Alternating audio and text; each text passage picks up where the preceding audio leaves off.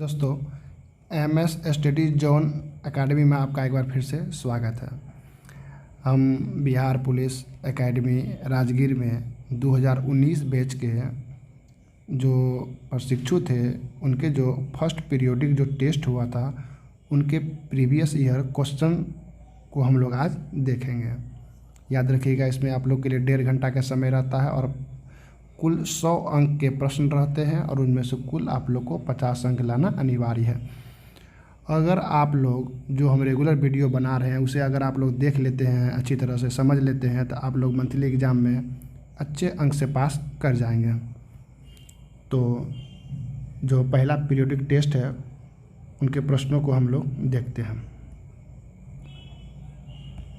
तो पहला प्रश्न है, दंड प्रक्रिया संहिता 1973 में कितनी धाराएं हैं? तो याद रखिएगा 484 धाराएं हैं। अगला प्रश्न है, दंड प्रक्रिया संहिता 1973 की मुख्य विशेषता क्या है? तो न्यायपालिका को कार्यपालिका से पृथक्करण करना, यही इसकी मुख्य विशेषता थी।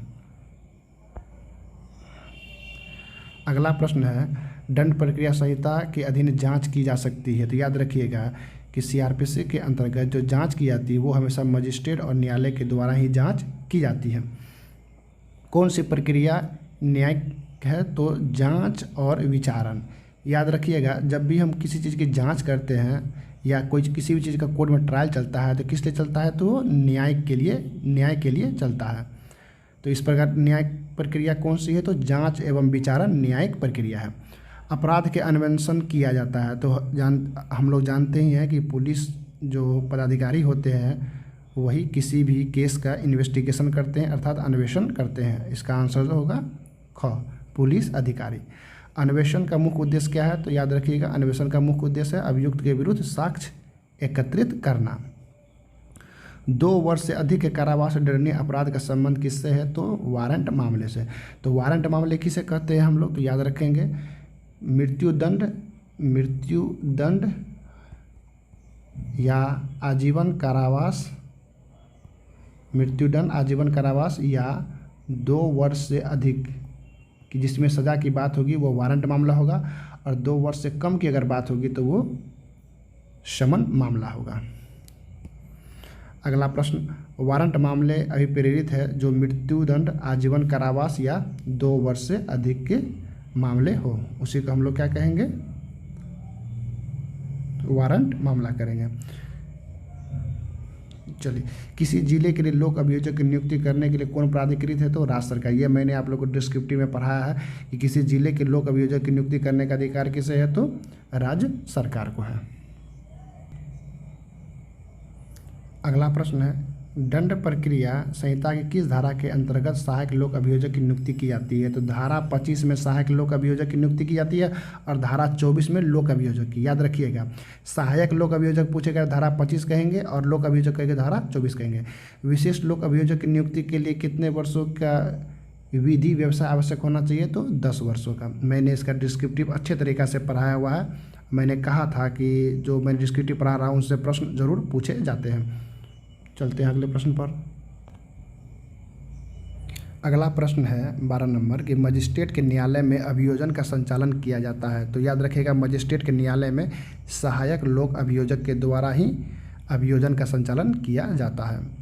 मुख्य न्यायिक मजिस्ट्रेट कारावास के दंड की सजा दे सकता है? तो मुख्य न्यायिक मजिस्ट्रेट अर्थात CGM जो है वो 7 वर्ष से अधिक की सज़ा दे सकता है। मैंने ये सब सारा एक वीडियो में पढ़ाया हुआ है, आप लोग उसे जाकर जरूर देखें। बाल विवाह प्रतिशत अधिनियम 2006 कब प्रवृत्त हुआ था? तो 2007 में। ये माइनर एक्ट का प्रश्न है। माइनर एक्ट भी मैं आप लोग को पढ़ा दूंगा। फिलहाल ऑब्जेक्टिव प्रश्न हम लोग देख रहे हैं और मुझे उम्मीद है कि मैं जो पढ़ा रहा हूँ यही सब प्रश्न आपके एग्जाम में ज़रूर आएंगे। इसी को रिपीट कर दिया जाएगा, मुझे जैसे लग रहा है। अगला प्रश्न है, बाल विवाह से जन्मे बालक धर्मज होंगे के संबंध में उपबंध है बाल विवाह प्रतिशत अधिनियम 2006 के किस धारा में है? यहाँ कहा जा रहा है कि अगर कोई बाल विवाह हो जाता है और उससे किसी पुत्र या पुत्री की जन्म हो जाती है तो वह धर्मज होगा, अर्थात वो किसी न किसी धर्म का होगा। इसका भी बात कहा गया है धारा 6 में। बाल विवाह करने वाले पुरुष वयस्क के लिए दंड का उपबंध है जो 18 वर्ष अधिक आयु का पुरुष होगा, उसके लिए बाल विवाह के लिए दंड का प्रावधान किया गया है। ये भी माइनर एक्ट के प्रश्न है। सरकारी सेवक आचार नियमावली 1976 के किस नियम के अनुसार किसी सरकारी सेवक को दहेज लेना देना मना है? तो धारा 24 के अंतर्गत। ये सरकारी सेवक आचार नियमावली 1976 की धारा 24 में कहा गया है कि कोई भी सरकारी सेवक दहेज न ले सकता है न दे सकता है।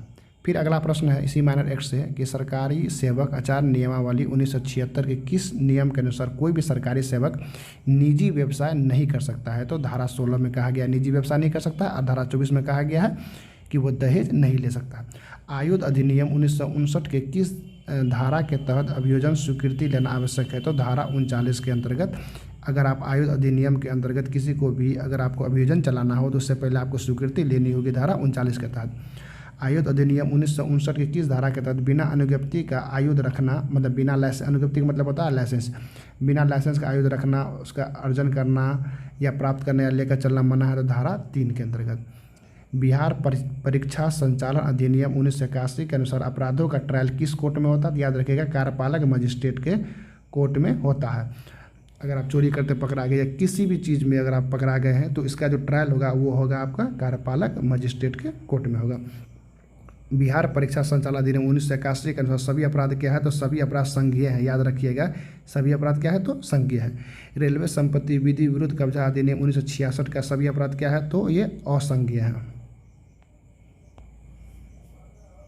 अगला प्रश्न है निम्नलिखित में किस अपराध में दुराशय का एक आवश्यक तत्व नहीं है? तो द्विविवाह जो है वह दुराशय का एक आवश्यक तत्व नहीं है, बल्कि रिश्ते में आग लगा देना वगैरह होता है। मानहानि भी आवश्यक तत्व है और हमला करना भी एक आवश्यक तत्व है। तो द्विविवाह नहीं है। निम्नलिखित में कौन सा लोक सेवक नहीं है? तो विधायक लोक सेवक नहीं है।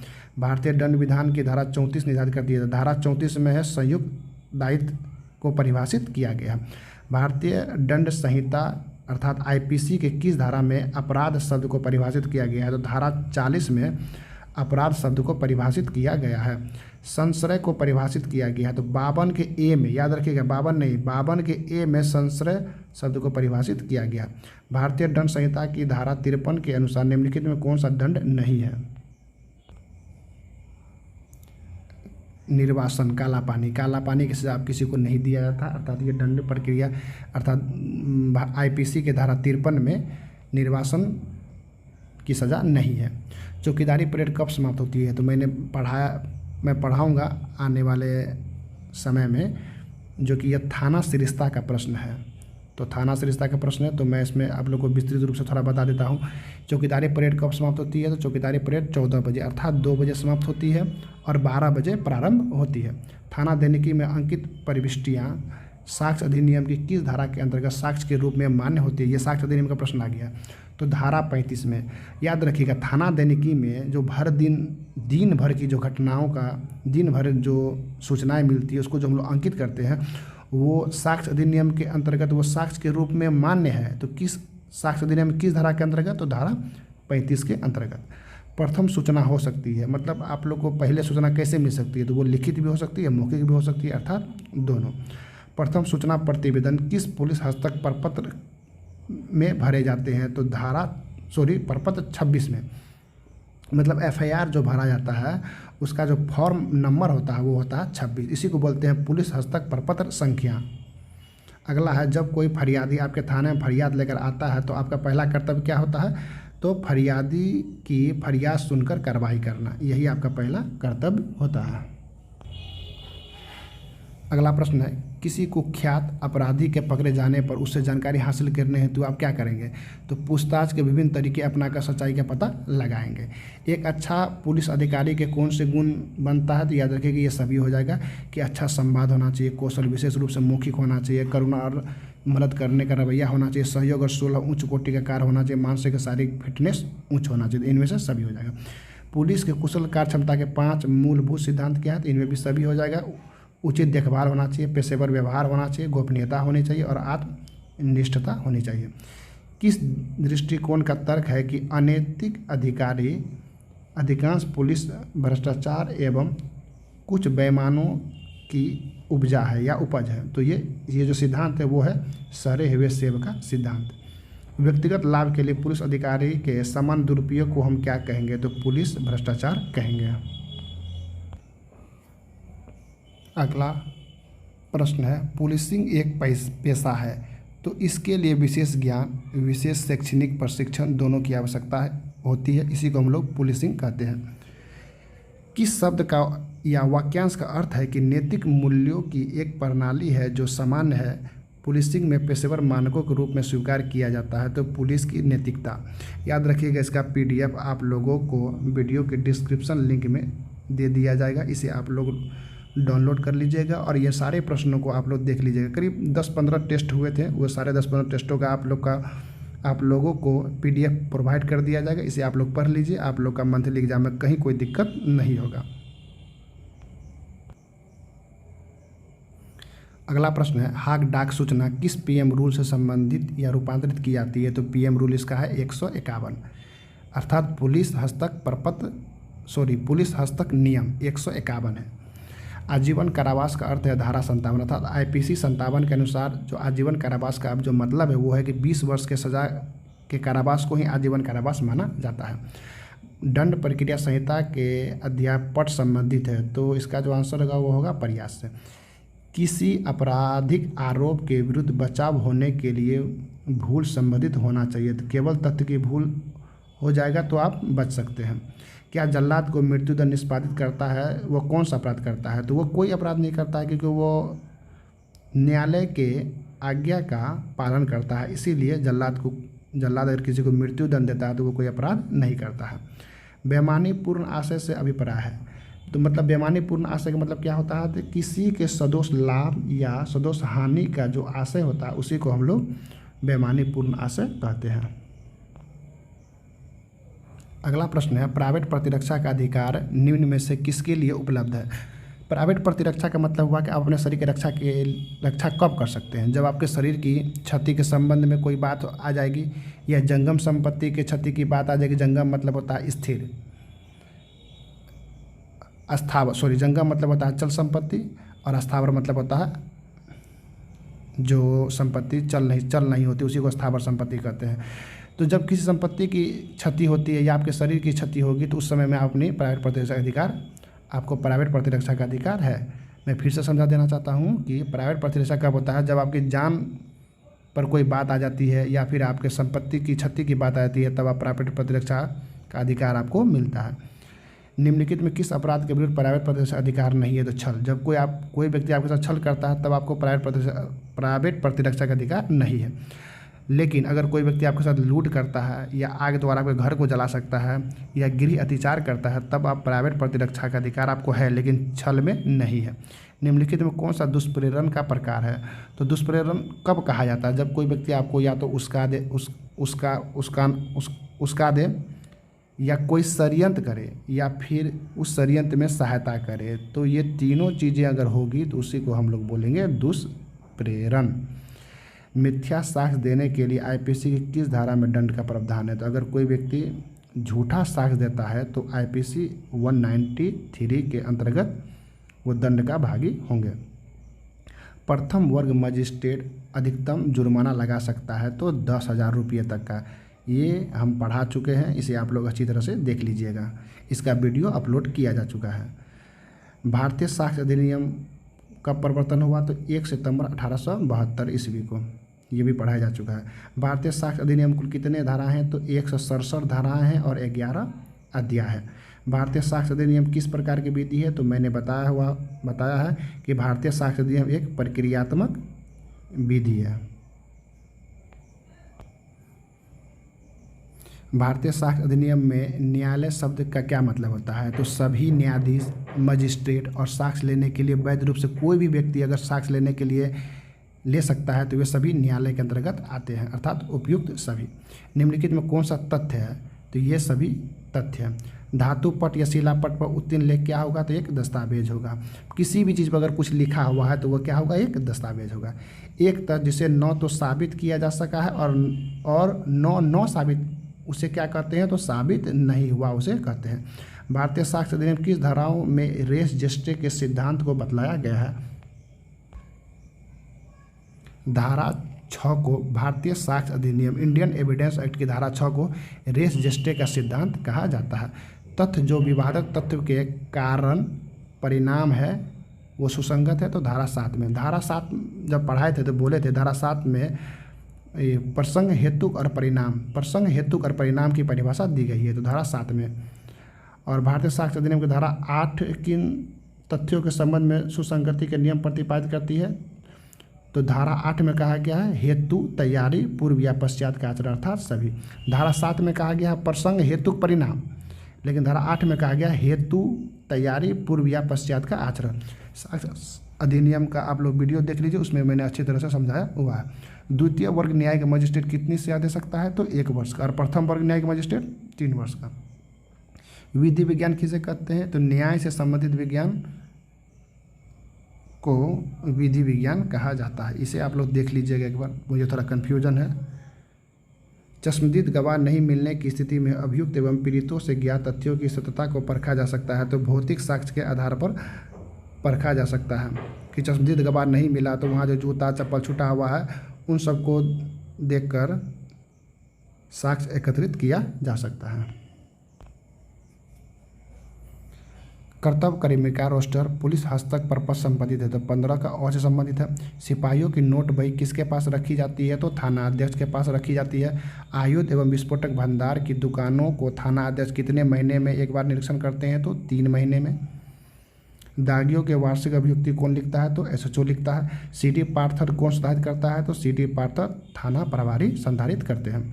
एमओ इंडेक्स किसकी सहायक पंजी है? तो सिटी पार्थर की सहायक पंजी है एमओ इंडेक्स। थाना देने की भारतीय साक्ष्य अधिनियम की किस धारा के रूप में मान्य है?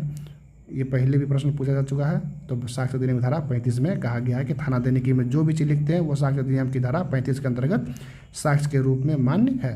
थाना देने की प्रविष्टियाँ किस प्रकार बदलती है? तो थाना देने की मासिक रूप से बदलती है। थाना देने की किस पुलिस हस्तक नियम के तहत लिखी जाती है? तो 116 पीएम रूल 116। प्रथम सूचना प्रतिवेदन भारतीय साक्ष्य अधिनियम किस धारा के रूप में वादी का बयान सुसंगत तथ्य माने जाते हैं? तो धारा 35 में। संज्ञेय अपराध का प्रथम सूचना द पर्सो मतलब सीआरपीसी की किस धारा के अंतर्गत दर्ज किए जाते हैं? तो 154 संज्ञेय अपराध का 154 में।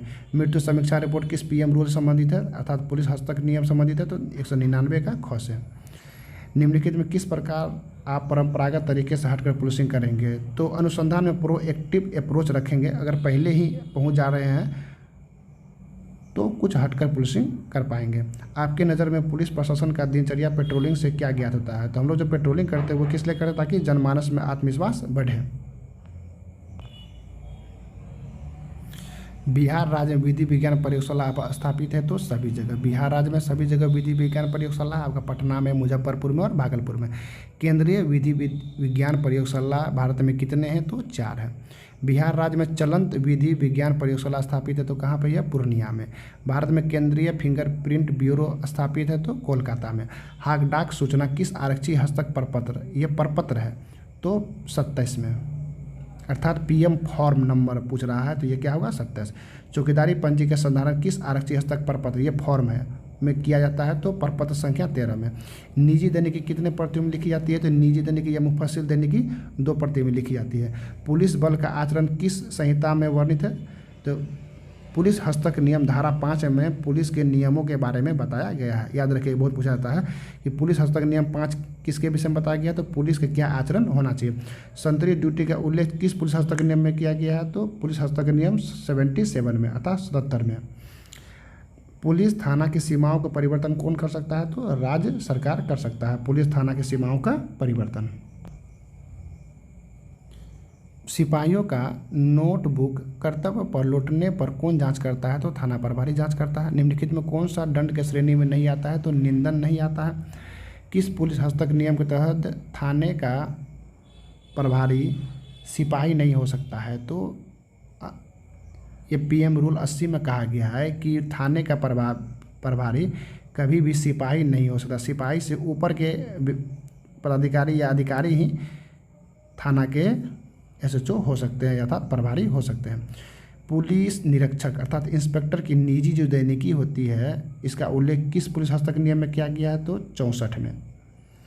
एक ही कर्तव्य के लिए 10 पुलिसकर्मी को प्रतिनियुक्त किया जाना हो तो कमान किसे दिया जाएगा? तो प्रभारी सहित सभी आरक्षियों को एक साथ दिया जाएगा। कमान पत्र किस पुलिस हस्तक प्रपत्र संख्या अर्थात फॉर्म में है तो, या फॉर्म 9 में। सिपाहियों की नोटबुक कितने वर्षों के बाद नष्ट कर दिया जाता है? तो 3 वर्षों के बाद सिपाही का जो नोटबुक होता है उसे नष्ट कर दिया जाता है। अपराध निर्देशिका कितने भागों में संधारित होती है? अर्थात CD, इसको CD बोलते हैं। अपराध निर्देशिका CD इसका होता है पार्ट 1, पार्ट 2 और पार्ट 3। अर्थात अपराध निर्देशिका कुल 3 भागों में संधारित होती है। आरक्षित थाने में कितनी तख्तियाँ होती है? तो 16 होती है, परंतु वर्तमान समय में 17 है। लेकिन याद रखिएगा जो ऑप्शन में रहेगा वैसे को टिक करना है आप लोगों को। अगला प्रश्न है, अंतिम ज्ञात अर्थात फाइनल मेमो किस आरक्षी हस्तक नियम PM रूल में बताया गया है? तो नियम 316 में बताया गया है। थाना दैनिकी किस पुलिस अधिनियम 1861 की किस धारा के अंतर्गत संधारित किया जाता है? तो धारा 44 के अंतर्गत संधारित किया जाता है। डियर फ्रेंड्स, मैं आप लोगों को यहाँ पर PDF भी इसका उपलब्ध करा दूंगा, जिसे आप लोग रिवीजन कर लीजिएगा। और यही सब प्रश्न आपके मंथली एग्ज़ाम में पूछे जाएंगे। मंथली एग्ज़ाम में जो नंबर आते हैं उसका बहुत ज़्यादा वैल्यू है। इसका वैल्यू आप लोग को बाद में पता चलेगा, मैं बाद में बतला दूंगा कि इसका क्या वैल्यू है। इसलिए आप लोग इस चैनल पर नए हैं तो चैनल को लाइक शेयर और सब्सक्राइब ज़रूर करें, ताकि मैं वीडियो बनाने के लिए वीडियो बना सकूं। जय हिंद, जय भारत।